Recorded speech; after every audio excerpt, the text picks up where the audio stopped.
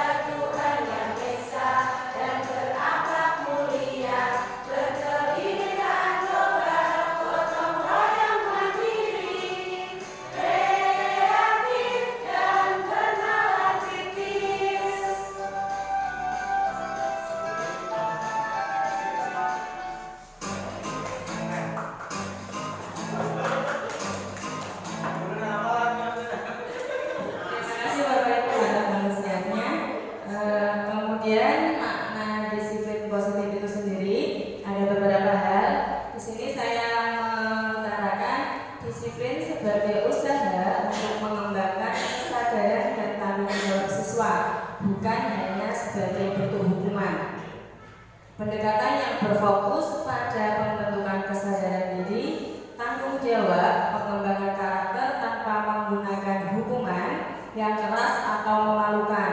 Disiplin ini menekankan pentingnya menghargai siswa sebagai individu, memberikan dorongan, serta membimbing mereka untuk memahami konsekuensi dari tindakan mereka.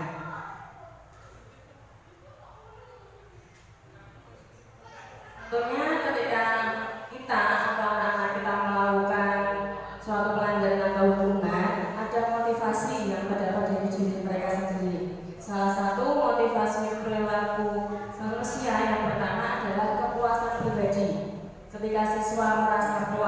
atau bangga dengan mencapainya mereka dalam mengikuti aturan, mereka akan lebih termotivasi untuk terus mematuhi. Yang kedua, penghargaan atau pujian. Penghargaan atau insentif dari guru atau sekolah bisa menjadi dorongan bagi siswa untuk mematuhi aturan. Yang ketiga, hukuman. Ketakutan terhadap konsekuensi negatif seperti hukuman atau teguran juga bisa memotivasi siswa untuk mengikuti aturan.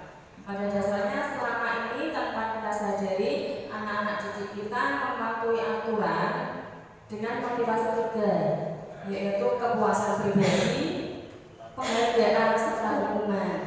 Tapi nantinya ketika kita sudah belajar disiplin positif, harapannya bukan hanya dari motivasi ketiga tersebut, mereka mampu menjalani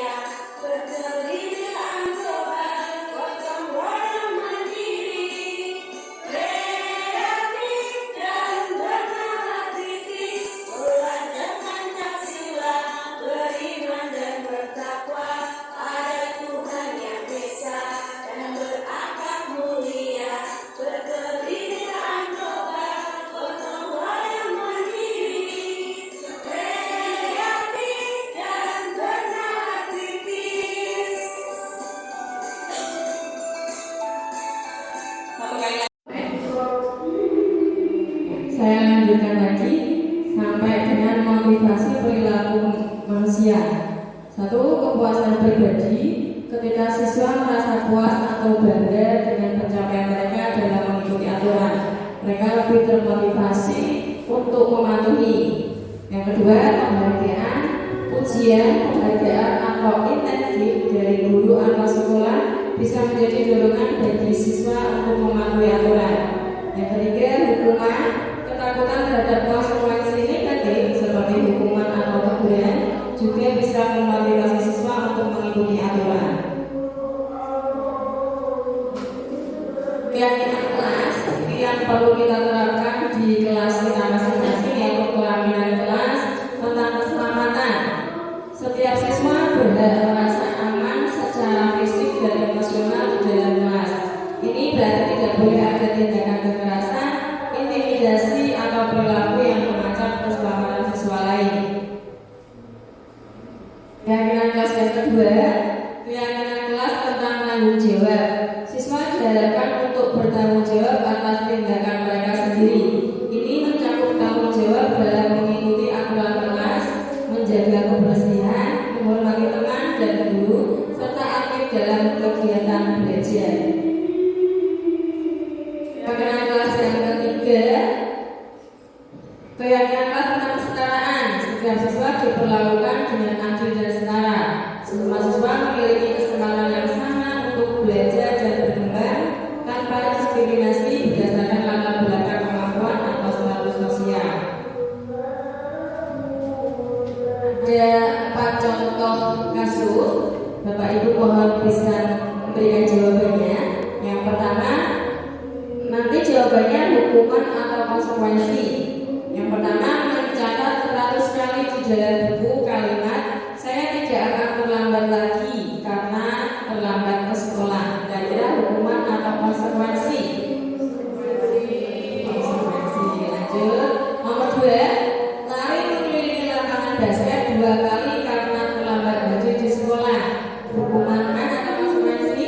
Hukuman. Yang ketiga, membersihkan coretan yang dibuatnya di meja atau di papan tulis. Konsekuensi atau hukuman? Yang keempat, berjemur di lapangan basket pukul 12 siang karena ngobrol dengan teman. Hukuman atau konsekuensi? Jawabannya. Yang nomor 1, mencatat 100 kali di dalam buku kalimat "Saya tidak akan terlambat lagi karena terlambat di sekolah" adalah konsekuensi. Lari mengelilingi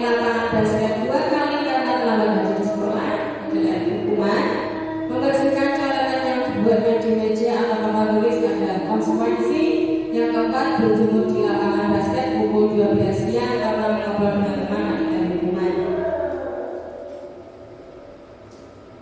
5. Kebutuhan dasar manusia: bertahan hidup, penguasaan, kasih sayang dan rasa terima, kesenangan dan kebebasan.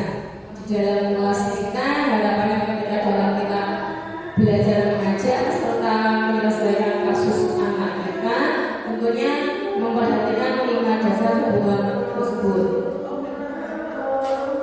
Sebagai contoh, ketika siswa-siswi kita merasa perlu adanya kasih sayang dan rasa terima, itu biasanya dalam bentuk cari perhatian kita, entah dia ngobrol dengan temannya atau bermain ponsel dan lain sebagainya.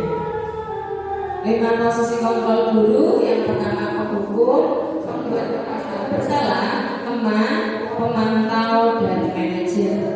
Untuk mengetahui 5 kontrol kita sebagai guru, nanti kita berdiskusi tentang beberapa kasus.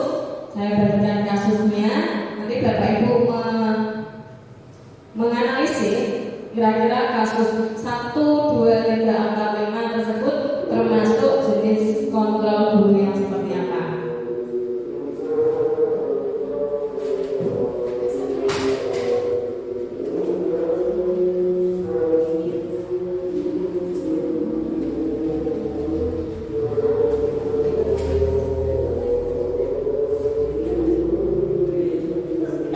Kasus 1,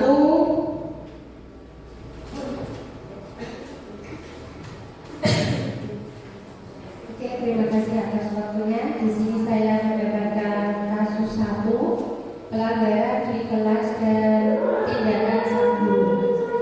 Di sebuah sekolah menengah terdapat seorang guru bernama Ibu Ratna yang terkenal tegas namun adil. Suatu hari di kelas 9A, Ibu Ratna sedang mengajar pelajaran matematika. Sebagian besar siswa memperhatikan dengan serius kecuali seorang siswa bernama Andi yang duduk di barisan belakang. Andi sibuk bermain game di ponselnya dan mengabaikan pelajaran. Ibu Ratna memperhatikan bahwa Andi tidak fokus dan terus mengalihkan perhatiannya ke layar ponsel. Setelah beberapa kali memberikan isyarat kepada Andi untuk berhenti, Ibu Ratna memutuskan untuk mengambil tindakan. "Baiklah Andi," kata Ibu Ratna dengan suara tegas. "Mari kita lihat apa yang lebih penting bagimu, pelajaran atau game itu." Andi merasa terkejut dan malu, tetapi dia tetap tidak mematikan ponselnya. Ibu Ratna mendekati Andi dan berkata, "Jika kamu lebih memilih bermain game daripada belajar, maka kamu harus menerima konsekuensinya." Tanpa menunggu respon dari Andi, Ibu Ratna mengambil ponsel tersebut dan menyimpannya di meja guru. "Kamu bisa mengambil ponselmu kembali setelah jam pelajaran selesai," kata Ibu Ratna. "Dan sebagai tambahan, kamu akan menghabiskan waktu istirahatmu untuk menulis esai tentang pentingnya fokus dalam belajar." Andi merasa kecewa dan kesal, tetapi dia tahu bahwa Ibu Ratna tidak bermain-main. Selama sisa jam pelajaran, Andi berusaha keras untuk memperhatikan materi yang diajarkan, meskipun pikirannya masih sedikit terganggu oleh hukuman yang diterimanya. Ketika bel berbunyi tanda waktu istirahat, Andi tetap duduk di kelas sambil menulis esai yang diminta oleh Ibu Ratna. Meski merasa kesal pada awalnya, Andi mulai menyadari bahwa pelajaran yang didapatnya lebih dari sekedar hukuman. Ibu Ratna ingin Andi memahami bahwa fokus dalam belajar adalah kunci untuk sukses, dan bahwa ada waktu dan tempat yang tepat untuk bermain game. Setelah istirahat, Andi menyerahkan isinya kepada Ibu Ratna. "Ibu Andi, ini Ibu," kata Andi dengan suara pelan. "Saya sudah menulis tentang pentingnya fokus." Ibu Ratna mengambil esai tersebut dan tersenyum tipis. "Terima kasih Andi, saya harap ini menjadi pelajaran bagimu. Jangan lupa, kita ada ujian minggu depan, dan kamu pasti butuh semua perhatianmu untuk itu." Andi mengangguk, menyadari bahwa hukuman yang diberikan Ibu Ratna bukan untuk menghukum dia secara pribadi, melainkan untuk mendisiplinkan dan membantunya menjadi siswa yang lebih baik. Mulai hari itu, Andi berusaha lebih keras untuk fokus dalam belajar dan meninggalkan kebiasaan buruknya bermain ponsel di kelas. Dari cerita di atas, tindakan kontrol guru apa yang digunakan, yaitu kontrol guru penghukum. Bagaimana caranya Ibu Ratna ketika menerapkan konselor manajer? Ibu Ratna menanyakan alasan Andi bermain ponsel saat pelajaran. Kemudian Bu Ratna mengingatkan kembali tentang kesepakatan kelas yang sudah dibuat, yaitu tidak boleh membawa ponsel di sekolah. Lalu Bu Ratna mengingatkan ketika semua siswa membawa ponsel, suasana kelas apakah kondusif dalam pembelajaran? Kemudian kedepannya boleh tidak membawa ponsel. Ketika temanmu membawa ponsel, apa yang kamu lakukan? Makasih Bu Intan, tepuk tangan buat Bu Intan. Ya, untuk kasus pertama adalah kontrol guru sebagai penghukum. Di situ jelas gurunya langsung mengambil ponsel anak tersebut dan melakukan hukuman menuliskan esai yang silakan setelah pembelajaran selesai. Nah, untuk kontrol manajernya dari kontrol penghukum, harapannya ibu guru tersebut tidak langsung mengambil ponselnya, tapi mengambil anaknya dulu di jejak pembelajaran, mengambil anaknya dan anaknya menyerahkan ponsel sendiri. Jadi nanti harapannya dari si anak nggak pendendam atau bahkan besok saya tidak mau ikut pelajaran Bu Ratna kembali. Yang selanjutnya kasus 2, silakan Bu Feni.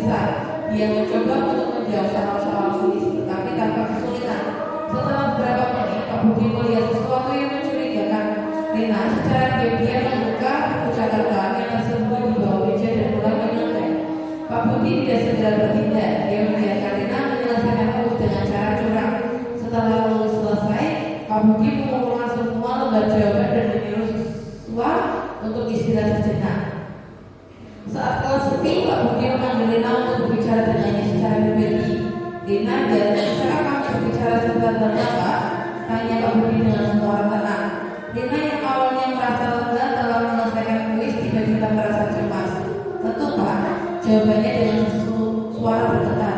Pak Budi duduk di samping Lina dan berkata, Lina, Bapak perhatikan yang tadi bahwa kamu membuka buku catatan selama kuis berlangsung. Apakah benar kamu menyontek? Lina terdiam, wajahnya merah karena malu. Iya Pak, saya menyontek. Saya takut tidak bisa menjawab soal-soalnya. Jawab Lina pelan. Pak Budi mengangguk pelan dan berkata, Bapak tidak akan memberikan hukuman kepadamu, Lina. Namun Bapak ingin kamu berpikir tentang apa yang sudah kamu lakukan. Menyontek seperti mencuri, tapi yang kamu curi adalah kepercayaan Bapak dan usaha teman-temanmu yang jujur mengerjakan kuis tadi. Bagaimana perasaanmu sekarang setelah Bapak mengetahui hal ini? Lina merasakan rasa bersalah yang mendalam. Matanya mulai berkaca-kaca. Saya merasa sangat bersalah Pak. Saya tahu itu salah, tapi saya akan mengecewakan Bapak jika saya tidak bisa menjawab soal-soal itu. Ungkap Lina dengan suara yang mulai bergetar. Pak Budi menatap Lina dengan lembut. Bapak tidak akan pernah kecewa jika kamu berusaha keras dan jujur. Kesalahan adalah bagian dari belajar, tapi menyontek justru membuat kamu tidak belajar apa-apa. Apa yang bisa kamu lakukan untuk memperbaiki ini? Lina menunduk kepala, air mata mulai mengalir di pipinya. Saya minta maaf Pak. Saya seharusnya tidak menyontek. Saya akan belajar lebih keras dan tidak akan mengulangi kesalahan Pak Budi tersenyum tipis dan menepuk Rina. Bagus Rina, Bapak percaya kamu bisa menjadi lebih baik. Ingatlah, kejujuran adalah hal yang paling penting dalam belajar dan dalam hidup. Bapak akan memberikanmu kesempatan untuk mengulangi tugas ini besok. Bapak yakin kamu bisa melakukan dengan jujur. Rina mengaku dengan penuh penyesalan dan bertekad untuk tidak mengulangi kesalahan yang sama.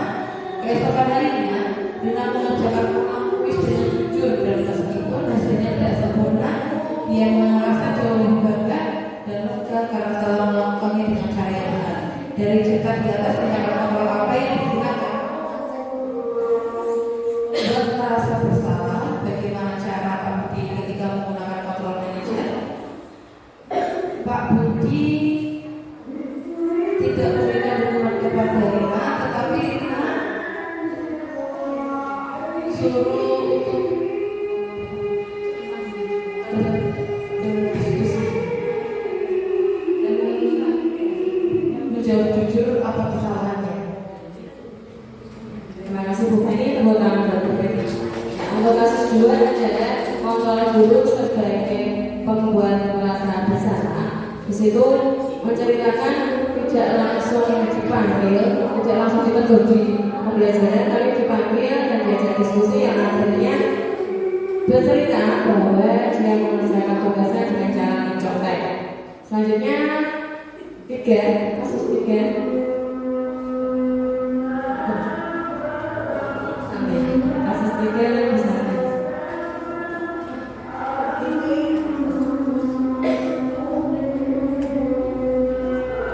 Terima kasih atas waktunya.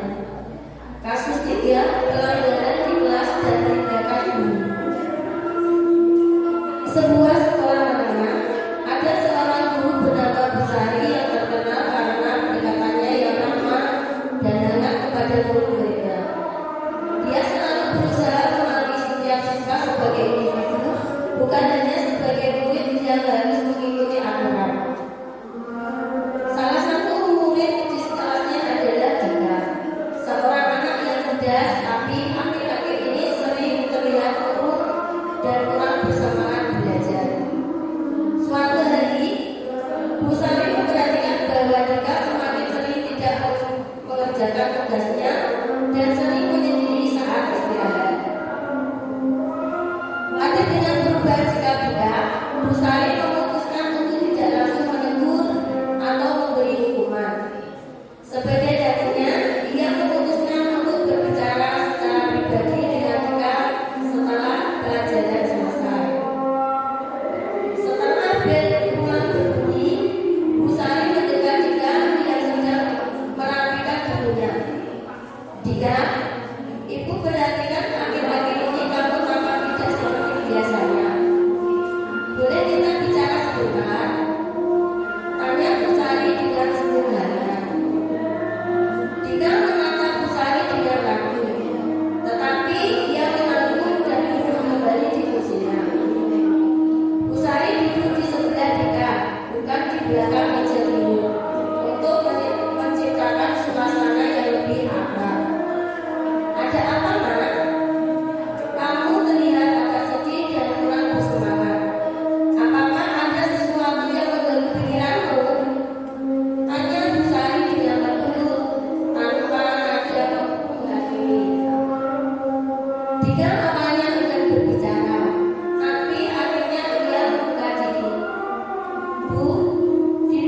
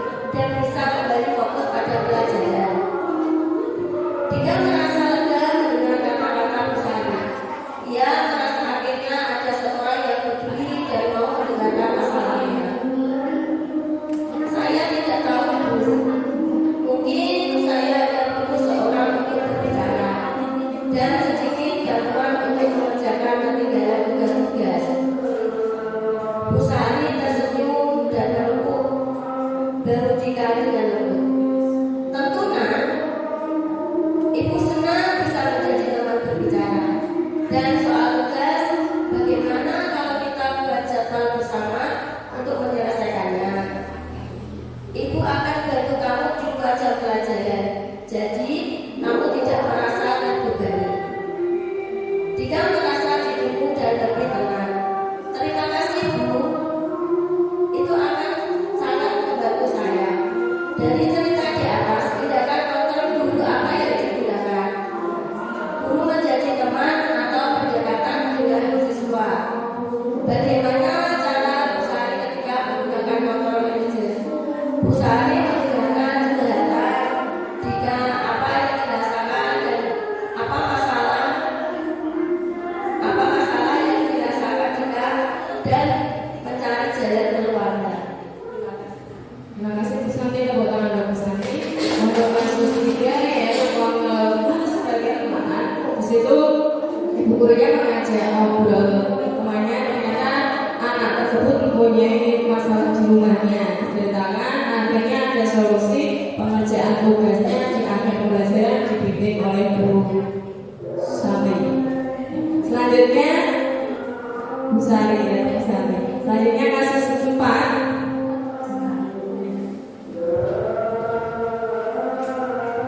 Terima kasih Bu Yanti. Saya mendapatkan kasus 4 yang berjudul pelanggaran di kelas dan tindakan sang guru. Dari itu, suasana di kelas lambe tampak seperti biasa.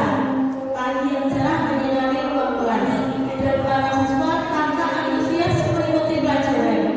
Pak Rudi, guru yang dikenal tegas namun bijaksana, sedang mengajar pelajaran matematika. Saat Pak Rudi menjelaskan materi tentang pecahan, sebagian besar siswa memperhatikan dengan serius. Namun, di sudut belakang kelas, 2 siswa Andi dan Rudi tampak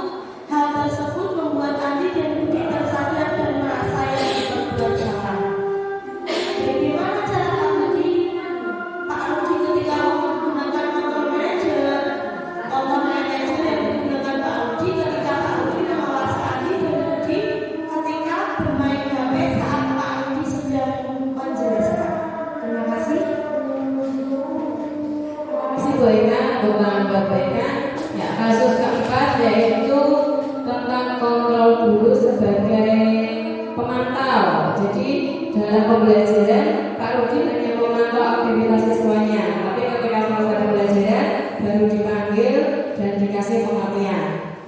Yang selanjutnya 5.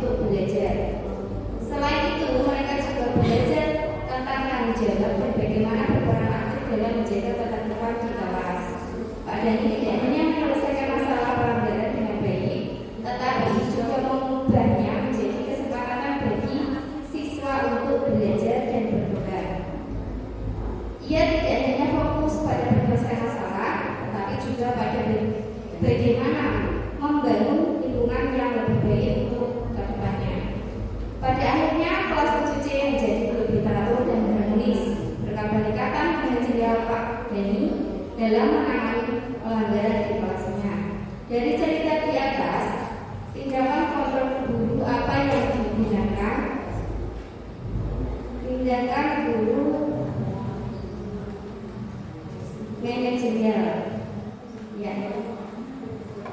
Terima kasih Bu Betty. Tepuk tangan buat Bu Betty. Ya.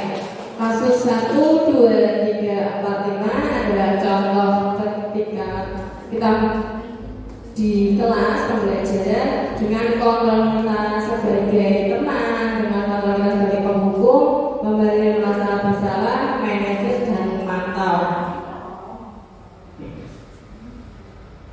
Cerita kelima menggambarkan bagaimana seorang guru dapat berperan sebagai manajer dalam menyelesaikan pelanggaran di kelas dengan tidak hanya menegur, tapi juga memberikan tanggung jawab dan mencari solusi jangka panjang. Guru dapat menciptakan lingkungan belajar yang lebih baik dan memberi siswa tentang pentingnya disiplin dan tanggung jawab. Sedangkan langkah kontrol manajer itu sendiri, 1. Identifikasi masalah, 2. Diskusi dan komunikasi, 3. Pencarian solusi bersama, 4. Implementasi solusi, 5. Pemetaan atau evaluasi, 6. Tindak lanjut, 7. Refleksi. Jadi dalam penanganan masalah di kelas, kita mengidentifikasi masalah tersebut, kita berdiskusi dengan siswa kita mencari solusi bersama. Jadi harapannya solusi itu tumbuh dari siswa, bukan dari guru. Serta implementasi solusi itu penerapan siswa tersebut, mampukah solusi yang dia tawarkan dia implementasikan. Pemantau dan evaluasi, kita sebagai guru memantau dan evaluasi apakah sudah berjalan atau belum sesuai solusi yang ditawarkan. Tindak lanjutnya, harapannya tindak lanjut tersebut tidak hanya untuk siswa tersebut, tapi bisa berimbas ke siswa yang lain. Serta refleksinya, kita bisa merefleksi kita dengan teman sejawat ataupun kita dengan siswa-siswi kita. Karena kemarin di kurikulum sebelumnya kita terbiasa dengan guru, artinya semua terfokus pada guru, pembelajaran dari guru, tindakan penyelesaian masalah juga dari guru. Di kurikulum Merdeka ini ditekankan ke siswa, fokus pembelajarannya di siswa, penyelesaian masalah dari siswa untuk siswa sendiri. Maka perlu adanya yang namanya segitiga restitusi. Apa itu restitusi?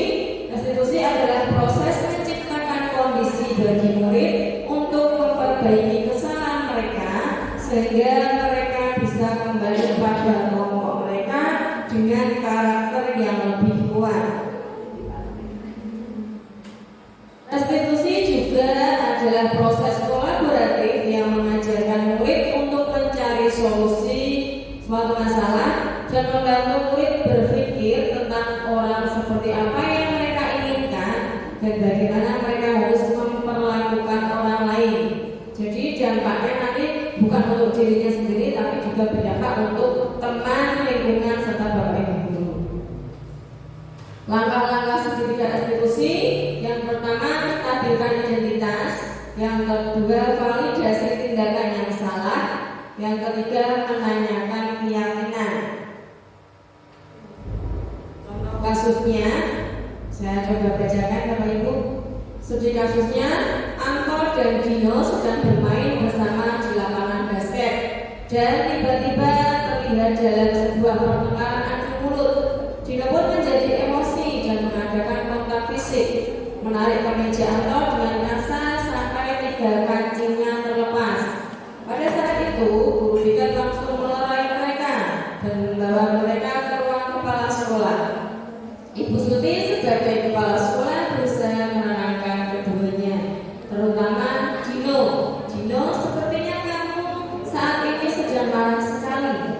Mendengar itu, Dino pun mengalir bercerita tentang kekesalan batinnya. Ibu Suti pun melanjutkan bahwa membuat kesalahan adalah hal yang manusiawi dan bahwa mempertahankan diri adalah hal yang penting. Namun, meminta Dino memikirkan cara lain yang mungkin lebih efektif.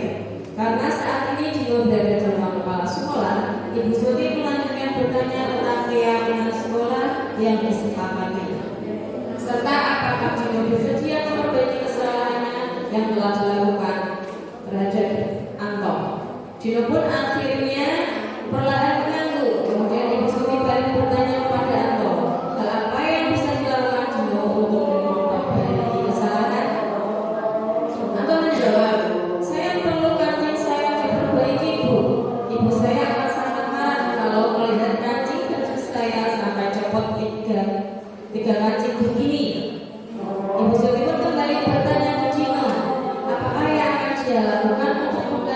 melakukan tindakan cing atau yang terlepas. Dino berpikir sejenak, namun menjawab, wah tidak tahu Bu, saya lem kembali mungkin ya Bu. Ibu Suti berpikir sebentar dan menanggapi, kalau dilem akan mudah terlepas kembali Dino. Bagaimana kalau kamu menjahitkannya saja? Sediakan kamu. Dino tampak ragu-ragu dan menanggapi, menjahit? Mana saya tahu bagaimana menjahit Bu. Suti meneruskan, apakah kamu bersedia belajar menjahit? Dino berpikir sejenak, memandang ke meja Anto dan menanggapi, yang mengajari saya siapa Bu? Dengan cepat Ibu Suti menjawab, Pak Irfan, guru tata busana. Dino kembali diam sejenak, mengangguk tanda menyetujui, dan sepanjang siang itu Dino belajar menjahit dan memperbaiki kemeja Anto. Terakhir kali terlihat kedua anak laki-laki tersebut, Dino dan Anto, pada jam pulang sekolah. Mereka sudah bercengkrama dan bersenda ngobrol kembali. Dari cerita tersebut, kontrol apa yang Suti lakukan? Ada yang mencoba memberikan argumen?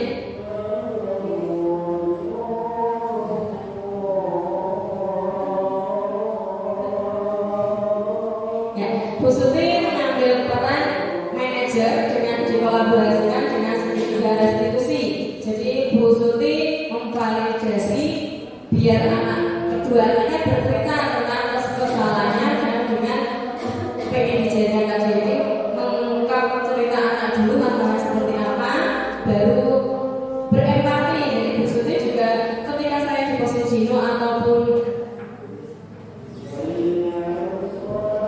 Anto akan merasakan kekesalan dan kekecewaan. Baru dari kedua anak tersebut diminta solusinya. Akhirnya si Anto mau menjahitkan baju Dino dengan diajari menjahit oleh guru tata busana. Dari analisis kasus tersebut, Bu Suti menyelesaikan masalah dengan cara segitiga restitusi, mampu menumbuhkan kesadaran siswa akan melaksanakan kebajikan atau peraturan sekolah dengan senang tanpa kepaksaan. Saling menghormati, sesama teman satu tim basket seharusnya saling menghormati agar mencipta suasana yang aman dan nyaman. Adanya tenggang rasa dalam satu tim ataupun pertemanan seharusnya mencerminkan rasa menghargai dan menghormati orang lain. Bisa dilakukan dengan menjaga ucapan, perbuatan, serta tingkah laku. Yang terakhir, tanggung jawab Dino tadi mengganti kemeja temannya yang rusak.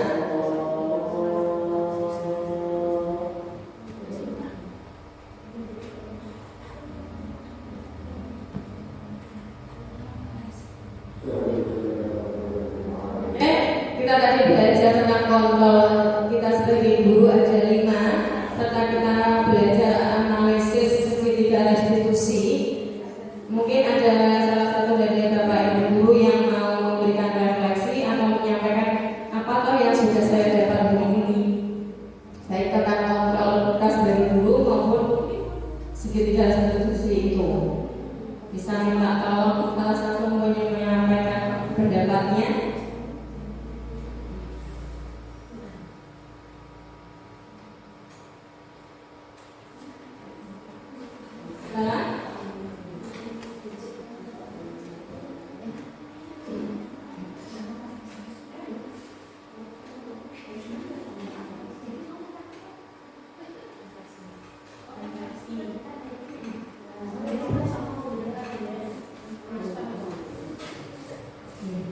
Assalamualaikum warahmatullahi wabarakatuh. Setelah mendapatkan paparan pada hari ini, kita jadi bisa membedakan mana konsekuensi, mana yang hukuman. Apabila kita menghadapi anak bermasalah, langkah-langkah apa yang harus kita lakukan? Apakah kita langsung menjudge mereka atau kita lakukan pendekatan terlebih dahulu? Jadi harapannya pembelajaran dari hari ini bisa kita terapkan di kehidupan kita sehari-hari sebagai seorang guru. Gitu Bu. Terima kasih Bu Sekta atas refleksinya. Ya, Harapannya ketika setelah dari sini benar tadi yang disampaikan Bu Zeta, ketika anak-anak kita tanpa sengaja, mungkin kadang ketika ditanya kamu melakukan apa, anak-anak akan berpikir saya nggak sengaja Bu. Dari itu mungkin tidak langsung dihukum atau tidak langsung dikasih konsekuensi, tapi kita perlu diskusi dulu dengan anak tersebut punya masalah apa. Mungkin dari rumah sudah kesal dulu dengan orang tuanya, dibawa ke sekolahan, akhirnya berdampak ke yang lain, ajarannya. Atau mungkin dari rumah sudah kesiangan barunya, sudah pengen marah-marah, sampai sini pun akhirnya cari perhatian sama bapak ibunya. Nah, dari itu mungkin dikasih kita diskusikan dulu dengan anak tersebut, kita ingatkan kembali peraturan kelas kita apa saja, peraturan sekolah kita apa saja. Ketika ketemu yang lain banyak yang melakukan hal yang kamu lakukan, kira-kira kelasnya kondusif atau tidak, tapi anak tersebut akan berpikir. Sebagai contoh kasus, kemarin saya juga sudah berusaha melakukan sertifikat restitusi pada kasus anak kelas 8 yang tidak melaksanakan sholat duhur berjamaah.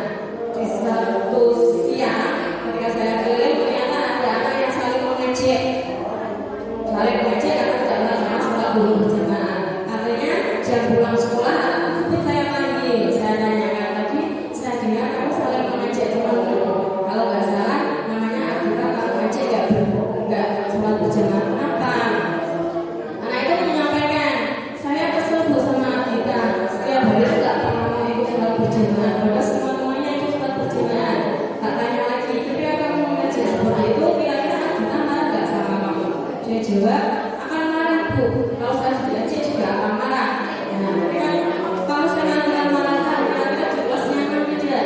Tidak Bu, kira-kira gimana menurut sebaiknya? Ya Bu, besok saya akan mengajak Agita dengan halus, saya tidak akan mengejek lagi, bahkan saya akan mengajak kelas 7 dan kelas 9 untuk sholat berjamaah.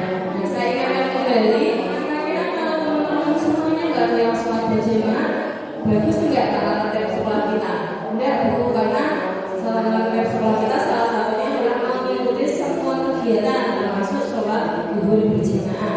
Akhirnya anak tersebut mau mengakui kesalahannya dan mau meminta maaf pada yang teman yang diejek, dan hari berikutnya teman yang diejek itu bisa diajak dengan halus, dengan cara halus, diajak sholat berjamaah dan bisa rutin kembali sholat berjamaah. Itu refleksi dari saya, dan terima kasih untuk Bapak Ibu semua atas waktu dan kesempatannya. Semoga apa yang saya sampaikan bermanfaat buat saya pada khususnya dan bermanfaat buat Bapak Ibu pada umumnya. Terima kasih. Bila hidayah, assalamualaikum warahmatullahi wabarakatuh.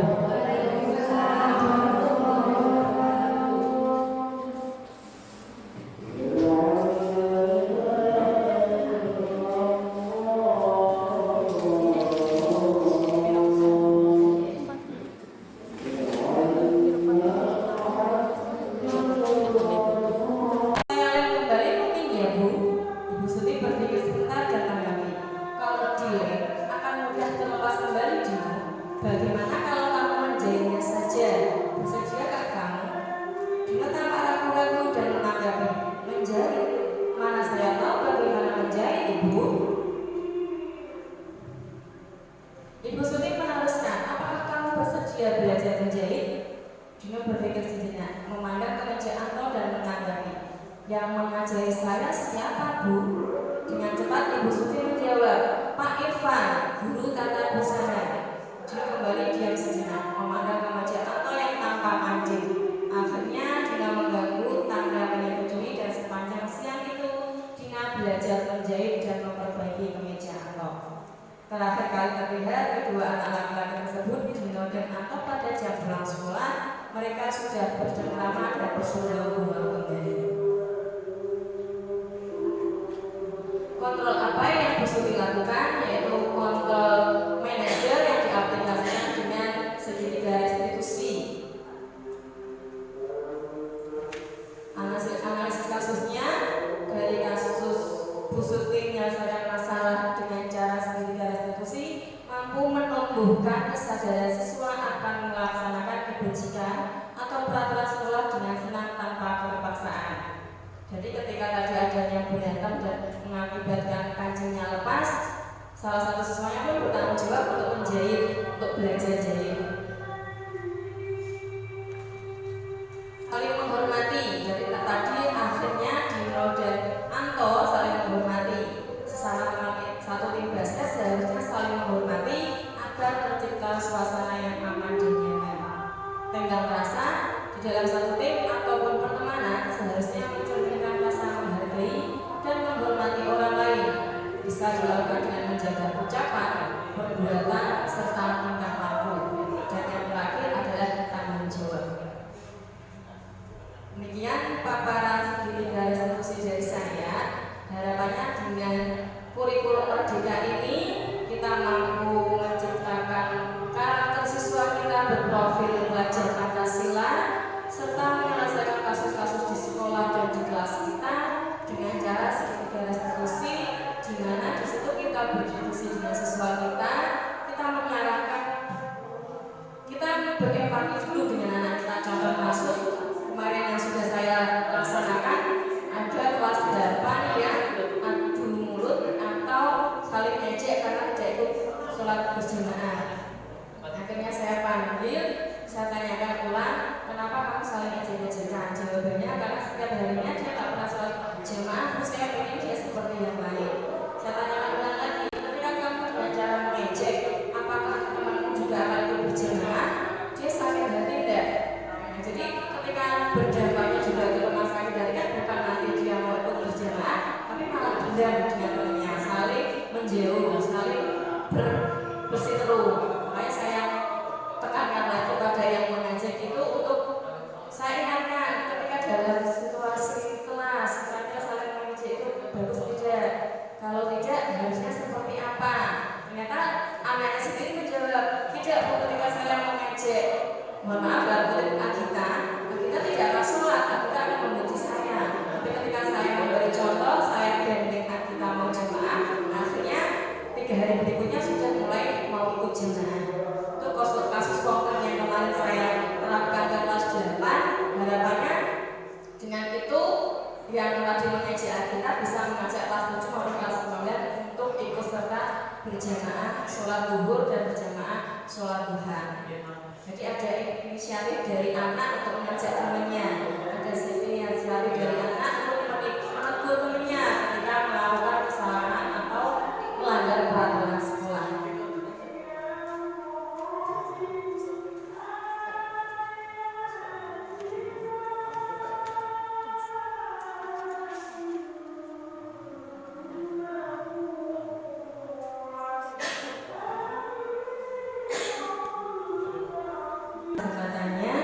Saya akhiri, mohon ampun kundur ini.